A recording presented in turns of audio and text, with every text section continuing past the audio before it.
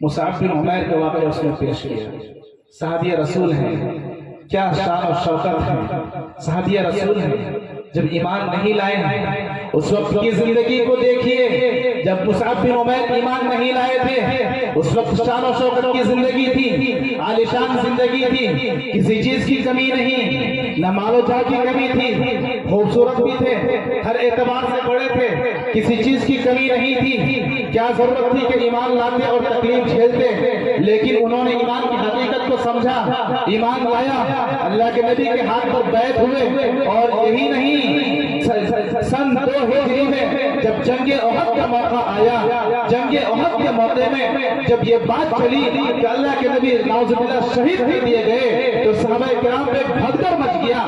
صحابہ کرام کہنے لگے کہ اب محمد جو ہمارے قائد تھے، ہمارے امیر تھے، وہ نہیں رہے تو ہم کس کام کے؟ ارے لڑو اور مر جاؤ، شہید ہو جاؤ. یہ کہہ کر تمام صحابہ گھس پڑتے ہیں مصعب بن عمیر پر. قربان چاہیے اس مصعب بن عمیر پر کہ وہ بڑی جوش و خروش سے لڑتے ہیں اور اس کے بعد یہی نہیں شہید ہو جاتے ہیں، جس میں تھوڑی سی غلطی کی وجہ سے مسلمانوں کو بہت بڑا نقصان اٹھانا پڑا. 70 صحابی بڑے بڑے جلیل القدر صحابی حاضر کیے گئے اس جنگ احد میں. اس میں ایک مصعب بن عمیر تھے. یہ مصعب بن عمیر جب ان کی لاش اللہ کے نبی کے سامنے لایا گیا، اللہ کے نبی کی آنکھوں سے آنسو جاری ہو گئی اور آپ دیکھ رہے تھے یہی مصعب بن عمیر ہے تو صحابہ کرام بھی رو پڑے. اللہ کے نبی کی آنکھوں سے بے ساختہ آنسو جاری ہو گئی. اللہ کے نبی کہہ رہے تھے کہ کیا مصعب بن عمیر کی زندگی ہے، یہی مصعب بن عمیر ہے جو شان و شوکت کی زندگی گزار رہے تھے اور ابھی شہید ہوئے ہیں. صرف ایک چادر بدن پر ہے. جب شہید ہونے کے بعد کفن کے لیے کپڑے نہیں ہیں، اس ایک چادر میں کفن دینے کے لیے اس ایک چادر کو جب کھینچا جا رہا ہے، سر ڈھانک رہا ہے تو پیر کھل جا رہا ہے، پیر کو ڈھانک رہا ہے تو سر کھل رہا ہے. اللہ کے نبی کے آنکھوں میں آنسو ہو گئے. کیا زندگی تھی، کیا جوش تھا صحابہ میں اس دین کے لیے، ہم تک پہنچانے کے لیے. اور آج ہمارا جوش دیکھیے، پوری دنیا میں جھونک دیے ہیں دنیا کمانے کے لیے.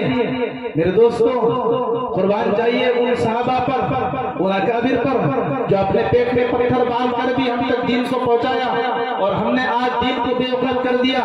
نماز کے وقت میں ہمارے کان پر حی علی الصلاۃ، آؤ نماز کو، حی علی الفلاح، آؤ کامیابی کو. کامیابی کیسی کامیابی؟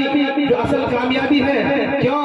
قرآن میں اللہ تعالیٰ ارشاد فرماتا ہے وَمَا خَلَقْتُ الْجِنَّ وَالْإِنسَ إِلَّا لِيَعْبُدُونِ. ہم نے انسان کو اور جنات کو صرف اور صرف اپنی عبادت کے لیے پیدا فرمایا ہے.